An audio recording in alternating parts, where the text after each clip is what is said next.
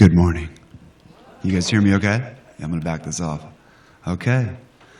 Welcome. We are streaming live on the internet as well, and on social media channels. So, good afternoon, World Wide Web. This is Scott Shelton, Campus Director of the Ohio Media School here in Columbus, Ohio. I'd like to thank all of my wonderful students for being in attendance today and for my talented staff in putting together today's broadcast. It is my pleasure to welcome to the Ohio Media School's Columbus campus, Christine Merritt, the President of the Ohio Association of Broadcasters, the OAB. The OAB is a statewide trade association representing the interests of nearly 300 radio and 50 television stations in Ohio. Founded in 1937, the OAB is one of the oldest state broadcast associations in the country. As OAB President, Christine lobbies on behalf of Ohio's commercial and non-commercial radio and television stations at the state and federal level, and is responsible for all activities of the association.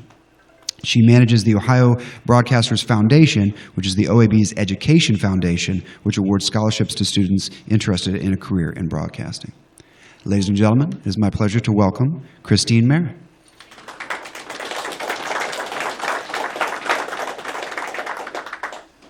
Well, thank you, Scott, and thank you, Alvis, for inviting me here today. I haven't been out here. I was telling Scott I haven't been out here probably for, maybe 10 years or so. So it's good to be back and to be with all of you. As Scott mentioned, the Ohio Association of Broadcasters is the trade association of radio and television stations here in the state. I've been with the OAB for about 15 years now, and I did not come from the broadcast industry. I started out working at the State House and then worked at the Ohio Chamber of Commerce as a lobbyist, and then worked at the Ohio Manufacturers Association also as a lobbyist. And so those are much bigger trade associations, and so the OAB was my first opportunity to run a trade association, and as all of you probably know from your time here, broadcasters are great, energetic, really dedicated individuals, and so I've really enjoyed my time with the OAB. As Scott mentioned, the OAB was founded in 1937, and there is a state broadcast association in every state in the country. So broadcasters in every state work with their state associations and also work with the National Association of Broadcasters, which is in Washington. A lot of what we do as a trade association is lobbying on behalf of radio and television stations to make sure that their interests are protected in Washington and at the State House. So last week we were in Washington all week meeting with members of the Ohio Congressional Delegation to talk with them about issues of importance to the industry, things related to the spectrum auction, which was just completed, which will require that television stations move their channels into a smaller portion of the broadcast spectrum, and some radio issues that would impact royalties and fees that our stations are paying. So the broadcast industry is unique and different from cable, satellite, online services in that these stations are licensed by the Federal Communications Commission. So every station that is a member of the OAB has been issued a license by the FCC to serve a specific community. So WBNS TV here in Columbus is licensed to serve the Columbus, is licensed to Columbus, Ohio, and serves the Columbus area as well as the surrounding communities in central Ohio. And that's the same for other television stations here in Columbus and radio stations as well. And so there are about 350 radio stations that are licensed to serve communities around the state, and about 50-some television stations that are also serving communities. And so these are serving large communities like Columbus, Cleveland, or Cincinnati, but also very small communities like New Philadelphia, Dover, Marietta, very small communities that rely on those local stations. The business model for commercial broadcast stations is to support themselves through advertising that they sell. So there is no charge to view over-the-air broadcasting. You can pick up the stations on television via cable and satellite, where you're obviously paying a subscription fee, but if you disconnect your television and you use an antenna, you're also able to pick up those signals over the air as well. So they're free and over the air. And for radio, obviously, you can be paying for satellite radio, or you can be using some of the online music services. But if you get in your car and turn on the radio, that content coming to you from local stations is free.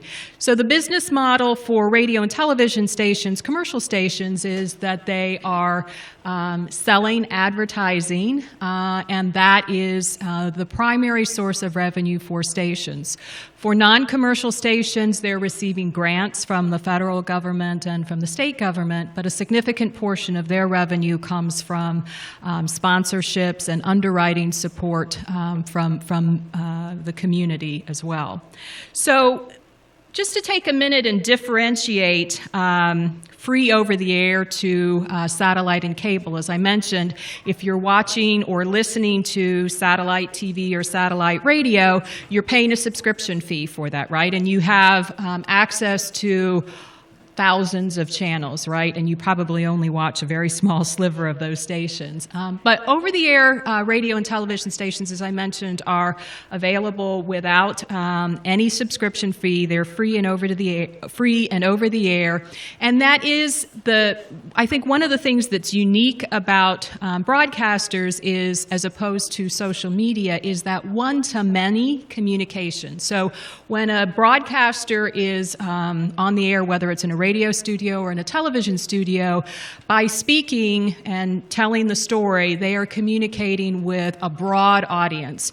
Whereas social media, you tend to see it's more of a one-to-one communication, or if you're downloading video, it is a one-to-one communication that's occurring. The other thing that I would say makes broadcast stations unique is their commitment to the community. And so I mentioned earlier that these stations are licensed by the Federal Communications Commission to serve specific communities. And stations take that responsibility very seriously. When we were getting ready for our trip to Washington last week, I collected stories from our stations about the things that they're doing in the community. And so we collected examples of some of the many ways that stations are addressing the heroin problem and the opiate addiction crisis in communities around the state, whether it is putting together town hall meetings, organizing call-in shows, really getting the word out and trying to increase awareness, not just in the bigger communities, but also in smaller communities. Stations are working on community police relations and how to bridge the divide between law enforcement and the local community. And so these examples that are out there are having a difference and an impact in the communities themselves, but they're also making a difference in the lives of individuals, whether it is fundraising opportunities, doing fund drives, or Toys for Tots. There are a lot of stations that undertake fundraising and collecting, whether it's toys, whether it's coats, those kinds of things that are really helping people within the community.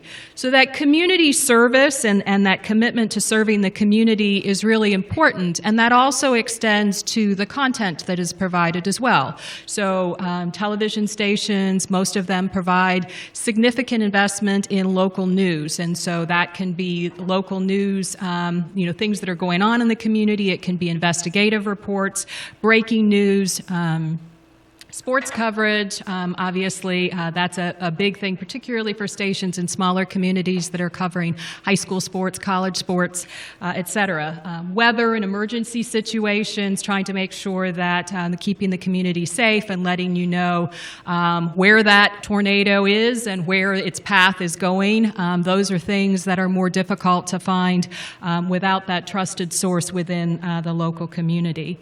And so, despite the explosion of media everywhere, right, local television and radio stations are still very relevant. TV still accounts for the majority of the most popular programming. Radio is still the primary way that people learn about new music. And the lines on those are changing. It's obviously going down a little bit, but still, that radio and television represent the primary way that people are consuming media. Now, having said that, there are a lot of challenges, and probably for a lot of you here, you consume a lot of different kinds of media. And so for local stations, they need to figure out how to remain relevant. Those over-the-air signals that they are putting out, either over the radio or over the television, is still the primary way that stations are delivering programming. But you also see stations delivering their programs online, streaming, and also moving towards trying to provide it in a mobile environment as well. Obviously, stations are also looking to connect with their viewers and listeners via social media, and there are a lot of technology advances that are going on right now that within the next couple of years will significantly change how stations are consuming and delivering content. So there is a new television standard called ATSC 3.0, which we expect to be approved in the coming months, and we'll start to see some transition to that, and that will allow television stations to deliver higher quality pictures, but it will also allow people to watch television on their mobile devices without accessing their data plan. Similarly, for radio, we have hybrid radio, which is, again, allowing you to listen to FM stations without accessing your data plan through an online app. One in particular that's out there is called Next Radio. So the challenge for radio and television stations is how do they adapt to these changes? How do they meet their viewers and listeners where they are? How do they stay relevant? How do they do that in a way that they can continue to make money so that they can continue to serve the community, they can pay their employees, and they can contribute? And the key really is in developing and delivering compelling content when, where, and how viewers and listeners are looking for it. And I think that's where there's a tremendous opportunity for all of you who are interested in coming into the industry, because you are coming in at a time where a lot of the opportunity that you have here at the Ohio Media School gives you really hands-on experience. So if you're at a four-year college, you may be taking lots of different classes on the theories and the research that is available on viewing patterns and on listening patterns and that kind of thing. But you're not getting that hands-on experience in a lot of places that I think you're able to get here at the Ohio Media School. And I think the other thing for all of you looking across the room is that technology is probably native for you, right? So a lot of these things that we talk about when we're talking about trends in the industry and what viewers and listeners are doing, those are things that you all do on a daily basis. You're consuming media in a different way than my generation is, and that the generation of a lot of leadership within radio and television stations are their approach to it. And so I think that really uniquely positions you, whether it's coming into work at a radio or television station, or if it is looking for applying your technology skills in other ways. So as it relates to radio and television stations, there are on-air opportunities, certainly. There are marketing and sales opportunities, and for any station, they will tell you that the number one need that they have is qualified and committed sellers. People who are interested in selling airtime for the radio and television stations, people who are interested in selling digital opportunities for stations. There's tremendous opportunity there. Production, the ability to navigate, understand computer programming is incredibly important in producing programming.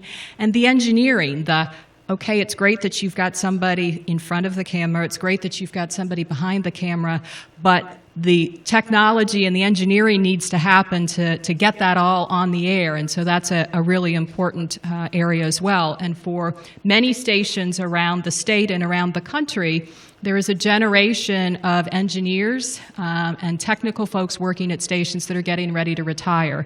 And stations are scrambling to find good folks who understand technology, who understand basic RF engineering, and can step in and keep the station on the air.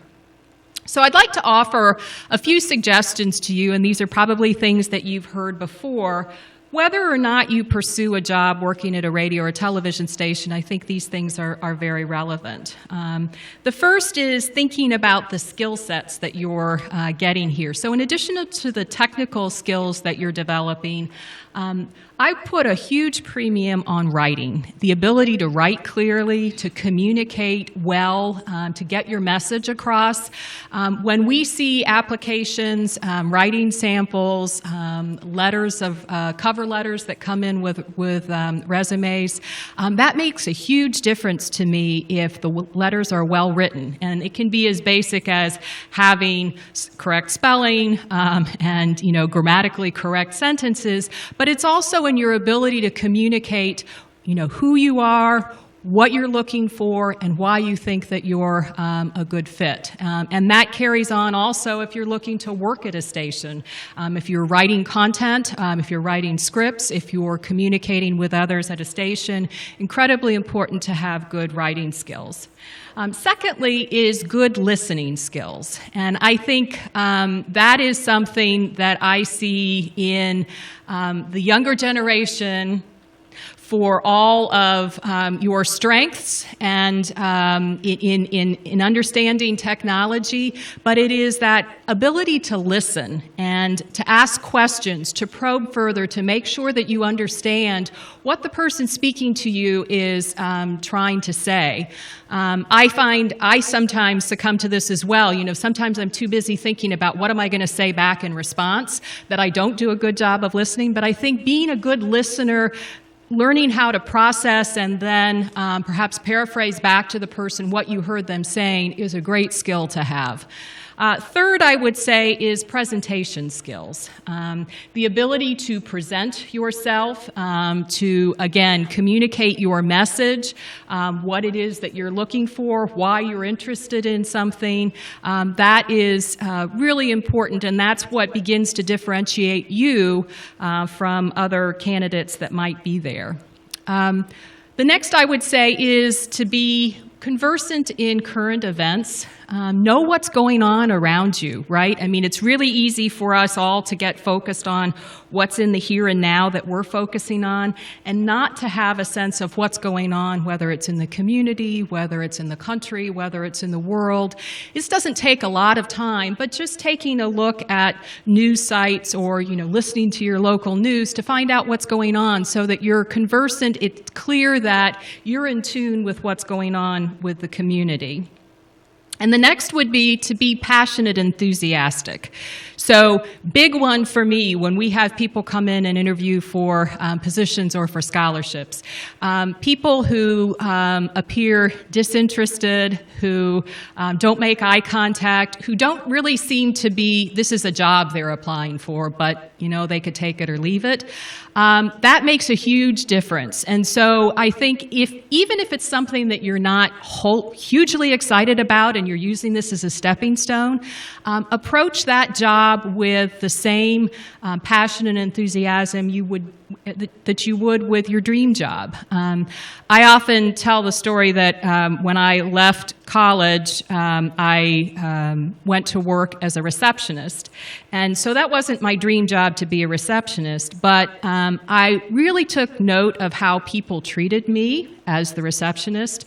And I came to that job every day to answer the phones. It was actually even less than a receptionist. I was basically a switchboard operator forwarding calls to the right people within a huge office. But I tried to take pride in what I did every day. I tried to learn who were all of the people, what were the right extensions that I was transferring calls to, because that was really important to me to make sure that I was doing a good job. Again, not something I wanted to do forever, and I wanted to move on to do new things, but I wanted to take pride in that job that I had. Related then is to be curious and discerning and open-minded and really challenge your own views. And this is something that I think applies to us not just within a professional and work context, but really across life. It's really easy for us to only listen to or to watch or to read about views that reinforce what we ourselves believe in. And, I think part of where we are, not to get off into a social commentary, but part of where we are as a society right now is a result of us only reinforcing the views that we have and that we sort of feel partial to, and not trying to understand the other side and to see, is there a common ground? And so I would encourage you all, particularly as you think about jobs, whether it's working for a radio television station or working for a realtor company, but to think about what is the other side's position and where are they coming from and why are they saying that, and not just say, oh, well, he's an idiot or she's an idiot, or what are they talking about? And that's really difficult. I find myself doing that every day, and I have to fight that urge, and I have to make myself read some of those other sites and read those other newspapers and listen to the other perspectives. But I think that's a really important thing to do. So those are sort of skills that I think are good for you to think about. I would also say to leverage your own strengths. So if you're an incredibly creative person, or if you're really good at telling a story, or if you could sell, you could sell ice to Eskimos, leverage that, build on that, develop those skills so that you can carry on down that path. Even if that's not ultimately where you want to end up, the opportunity to build those skills, that gives you confidence. It gives you a place to start. And in many stations, if you're working at a radio or television station, or if you're working in a media company, or if you're working for a website, getting your foot in the door gives you a way to see an entire operation and look for opportunities to advance and grow. So as you start thinking about job searches, and I think you're in a 9-month program, so you're probably at a point soon where you'll start to look for jobs, just a couple of thoughts for you. One is to recognize the value of networking, and this is something that's been incredibly important through my career, and I also try to encourage others to do that as well. And that is, look for opportunities to have conversations with people, not necessarily because you're asking them for a job, but your goal out of that conversation is to get 2 or 3 other people that they can recommend that you talk to, and you talk to those people, and those people give you 2 or 3 other people for you to talk to, and suddenly you're building a network so that at the point in time when you're looking for a job, maybe somebody will say, hey, Shannon, I remember talking with you and you're interested in production. Well, you know what? We've got a position open, or I heard about a position that's open. So it is, obviously social media is a great way to get job openings out there, but there's also that one-on-one contact, and there's tremendous value in that. The second would be to be aware of what's going on in the industry. And I've got a resource card for you. But for you to know, if you're interested in going into radio and television, have a sense of what's going on in the industry. So I mentioned that television is going to be repacking, meaning they're all going to change their television channels. Well, maybe get a little background on that before you go into an interview. Not so that you can read chapter and verse on it, but so that you at least have some awareness, or you can ask a question. Because again, that's differentiating you from all of the other candidates who come in and just look at you, answer the questions, but when it comes time and the interviewer says, do you have any questions of me? And you say, no. Okay, that's fine. But if you have a good question to ask, that again begins to differentiate you from your other candidates. The other I would say is, and this is related, is to differentiate differentiate yourself. So identify what is it that you're really good at that differentiates you from all of the other candidates who might be applying for the job. There are fewer jobs in our industry than there were prior to 2008 when the recession hit and there was a significant contraction within the business. Stations are doing better and growing and revenue is increasing, but combination of technology and sort of the business where it is means that there are fewer jobs. So when you go out there and compete, you're competing probably against more people, and so you need to look for ways to differentiate yourselves. The other thing I would suggest is that, apply for jobs maybe that you're not super interested in, it's not your dream job, but to go through that interview process and kind of get your shtick down. How do you talk about yourself when they say, please tell me, give me a little bit about your background? Well, the first time that you do it, you may give way too much information, or you may not give enough information. But if you're doing that in a setting, in an interview, that it's not maybe a job that you're really excited about, then it gives you the opportunity to refine and hone that message so that when you do have that great opportunity that you're looking for, you've had a couple of practice runs. And you can do that, in a classroom setting, but when you're in an interview setting and you've got that adrenaline rushing a little bit, you start talking faster, you start maybe forgetting things that you were or you weren't going to say, and so having a couple of trial runs on that, I think, is very important and can be really helpful to you. So I have here for you some resources that are intended to give you, and I'll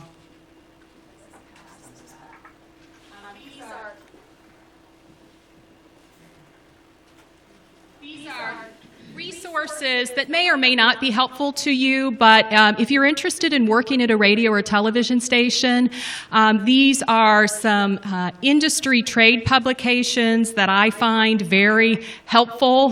They're free publications that come via email every morning, and I try to make a habit of just skimming those headlines and seeing if there's anything of interest or something big that's happened. So to the point about trying to make sure that you have a sense of what's going on within the industry, these are a great way to help you on that. And then down below are job boards, and these are job boards for broadcast-related jobs at radio and television stations. But I've given you a link to the Ohio our job board, the Ohio Association of Broadcasters. There's also the National Alliance of State Broadcasters Associations, which is the association of all 50 state broadcast associations. And there's a job board there where positions from all over the country are posted. The Broadcast Educators Association, BEA, has a job board. Some of the positions there are education-related positions, so they're looking to hire professors, but there are also positions at stations posted there as well. And then the National Association of Broadcasters Educational Foundation has a job board and resources for students and professionals that are looking for new career opportunities. So hopefully those will be some resources for you to use. Again, I'm sure everything I've said here you've heard before from others, but I think what you're doing here and the opportunities that you have here at the Ohio Media School are giving you great preparation for the future, and I'd be happy to help you in any way that I can, and I wish you the very best. So thank you very much.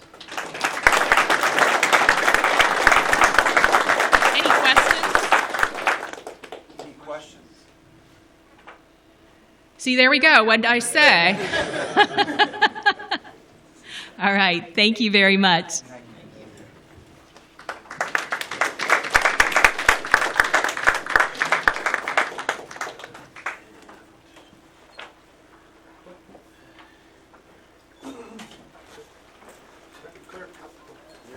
All right, film emphasis, let's start breaking down.